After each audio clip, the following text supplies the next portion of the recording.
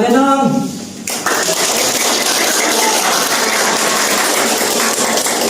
Oke, semuanya masuk? Alhamdulillah. Oke, nanti kita absen ya. Ada absennya? Ada. Oke, nanti diisi absennya ya. Ya, oke, baik. Kalau gitu sudah siap untuk belajar? Siap. Ya, oke, kalau sudah siap saya boleh berdiri? Boleh. Baik. Sebelum belajar, saya pingin kita semua untuk tes semangat. Kalau saya bilang apa kabar semuanya, dijawab dengan alhamdulillah, luar biasa, bersama Allah pasti kita bisa. Oke? Baik. Apa kabar semuanya? Alhamdulillah, luar biasa, bersama Allah kita pasti bisa. Luar biasa. Baik, sudah siap belajar? Siap. Sudah siap belajar? Bapak pingin kalian berikan tepuk yang semangat. Kalau Bapak bilang tepuk tangan, ha, gitu. Bisa? Bisa. Oke, berikan tepuk tangannya. Oh, luar biasa. Tepuk tangan segitiga.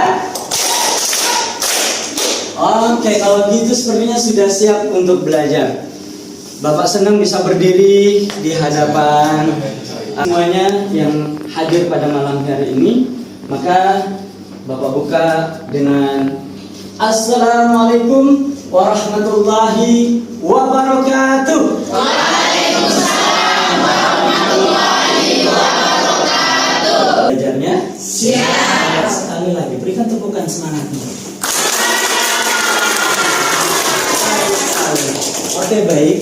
Kesempatan kali ini Bapak akan menyampaikan tentang adab seorang murid kepada dirinya sendiri. Maka apa saja yang perlu seorang murid itu ada pada dirinya sehingga yang namanya ilmu itu al-ilmu nur. Ilmu itu adalah cahaya. Maka cahaya itu akan masuk ke dalam diri kita, menjadi cahaya yang terang sehingga kita bisa dari yang tidak tahu menjadi Tahu.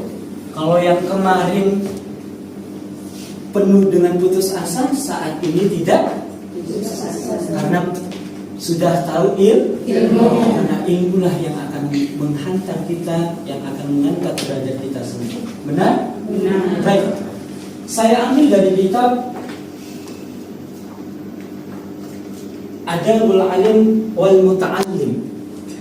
Kitab ini adalah pemikiran Hadratus Syekh Hasyim Asy'ari, pendiri Pondok Pesantren Tebu Ireng Jombang, tempatnya Gus Dur. Gus Dur adalah cucu atau cicitnya? Cucu. Bagus.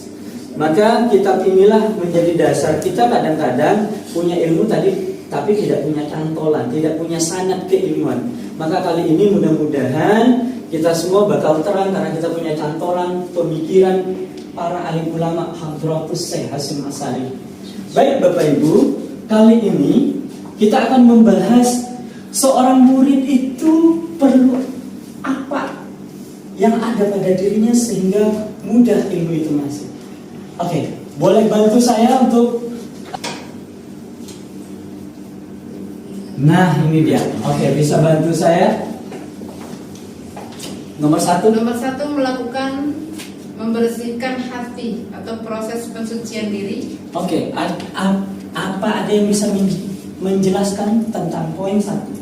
Angkat tangannya. Oh baik, silahkan Ibu coba jelaskan. Melakukan pembersihan hati. Apa maksudnya? Harus dilandasi dengan niat yang benar. Dilandasi dengan niat yang benar. Ada yang lain? Saya Pak, Oke, silakan. menghindari pikiran-pikiran negatif ataupun yang sekiranya itu membawa negatif energi. Negatif. Oke, kira-kira penyakit hati apa? Boleh bantu saya jawab angkat tangannya? Oke, silakan. Iri dengki. Iri dengki. Nah, Bapak Ibu, yang pertama ringkasan dari Adabul Alim wal Muta'allim, pemikiran Hadratus Hasyim Asy'ari. Pertanyaannya, kenapa ya aku sudah belajar kok gak masuk-masuk? Jangan-jangan tepuk dada tanya selera, jangan-jangan masih ada kotoran-kotoran hati dalam diri. Maka di dalam kitab Imam Al-Ghazali itu disebutkan bersih itu ada 3 tingkatan, ada 4 tingkatan. Yang pertama, tingkatan pertama kita bersih dari hadas kecil, hadas besar. Maka menuntut ilmu itu harus bersih dari hadas kecil, hadas besar biar masuk. Itu satu. Tingkatan kedua, bersih dari perbuatan dosa. Maka kalau kita ingat dulu ini Bapak Ibu buat bekal kita dan anak-anak kita nanti ke depannya. Maka jangan anak itu kalau sudah banyak melakukan dosa kayak kita, sudah dewasa seperti ini banyak dosa, sulit atau tidak masuknya ilmu? Sulit kan? Maka penting sekali bersih dari dosa. Yang ketiga, nah ini yang dimaksud yang ketiga, bersih dari perbuatan tercela. Iri, dengki, hasud, tulul amal ini panjang angan-angan. Apalagi? Hasad, sombong. Ini penyakit itu. Maka penting kita semua adalah penuntut ilmu. Maka ambillah jalan thariqah menuntut ilmu. Karena dengan ilmulah Allah angkat derajat kita. Dengan ilmulah kita akan menjadi lebih takut kepada Allah. Kalau kita tidak punya ilmu, bagaimana kita mau takut sama Allah? Karena memang ulama lah, orang yang berilmu lah yang disebut orang yang termulia. Setelah Allah menyebut dirinya, maka Allah menyebut malaikat. Setelah malaikat, maka Allah menyebut orang yang berilmu. Maka ayah bunda mulai niatkan untuk menuntut ilmu. Maka paham ya, agar ilmu gampang masuk, yang pertama pemikiran Hadratus Syekh Hasyim Asy'ari harus bersih hatinya. Tingkatan yang keempat ini tingkatan tertinggi, nggak mudah, bersih hatinya dari selain Allah. Kalau sudah hanya Allah, di sini kita taruh mantan. Sudah ini boleh senyum-senyum kalau dibilang mantan ya, belum bisa lupa sama mantannya. Ya, nah kadang-kadang kita taruh harta, maka ditaruh di mana Allah. Sementara qalbun mukmin baitullah. Hatinya orang mukmin adalah istananya Allah. Maka kalau sudah istananya Allah, ilmu itu akan, inilah yang disebut kanzul mahfir, perbendaharaan yang tersebut. Ini ada daya yang tak terbatas, nanti akan belajar subconscious mind, batin bawah sadar. Ada daya yang tak terbatas. Maka memang betul yang bisa kita gunakan dalam kehidupan kita. Ada daya yang tak terbatas sehingga orang bilang, kok Bapak itu cara nyampaikan kok enak ya, kok adem ya. Oke, itu yang pertama, bersih hati. Maka kebersihan tadi ada 4 tingkatan. Mana yang bisa kita lakukan perlahan-lahan. Dari setiap mengambil berangkat mau belajar menjadi murid, maka ambil air wudhu, bebas dari hadas kecil, hadas besar. Lalu yang kedua, kalau bantu saya bacakan yang kedua, angkat tangannya. Oke, silakan Bunda sebutkan namanya biar saya kenal. Bunda Dila. Iya. Yang nomor 2, memasang niat yang kuat, niat atau hasrat, visi, aksi, dan sukses. Itu dia. Banyak orang baru daftar Kanso pertama doang, niatnya biar ketemu jodoh. Nggak ketemu jodoh, ya sudah melakukan sesuatu, apalagi yang namanya belajar. Niatkan karena Allah. Lu bersihkan niat kita. Setelah bersih tadi hatinya, maka bersihkan niat kita hanya karena Allah. Mau pinter, mau kaya itu fake. Kalau sudah karena Allah, tujuan hidup itu bukankah?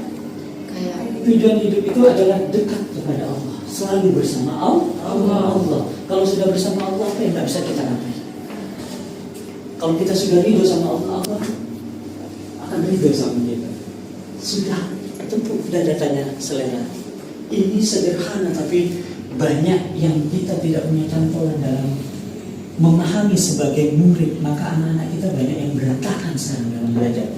Jangankan anaknya, orang tuanya pun berantakan. Maka penting meluruskan niat karena Allah. Mau bahagiakan suami karena Allah. Mau bahagiakan pasangan karena Allah. Kalau sudah karena Allah, mudah bagi Allah untuk membalikkan segalanya. Ya benar? Ya. Oke, berikan tepuk tangan yang meriah. Senang ya? Karena saya punya slogan, belajar itu dengan bahagia. Kalau gitu kita baca mantra bahagia dulu, oke? Kemarin adalah kenangan. Besok adalah harapan. Saat ini adalah yang nyata. Mudah-mudahan bermanfaat. Sekali lagi, yang Allah uji bukan kemampuanmu, tapi kemauan, willingness. Yang Allah uji selagi ada kemauan, ada kesediaan dirimu menghadapi segala hal yang Allah berikan dalam kehidupan, maka apapun masalahnya akan selesai. Oke, berikan tepuk tangan yang meriah. Kemarin adalah kenangan. Esok adalah harapan. Hari adalah yang nyata. Tepuk segitiga. Sekali lagi, tepuk segitiga. Wallahul muwaffiq ila aqwamit thoriq. Assalamualaikum warahmatullahi wabarakatuh. Waalaikumsalam warahmatullahi wabarakatuh.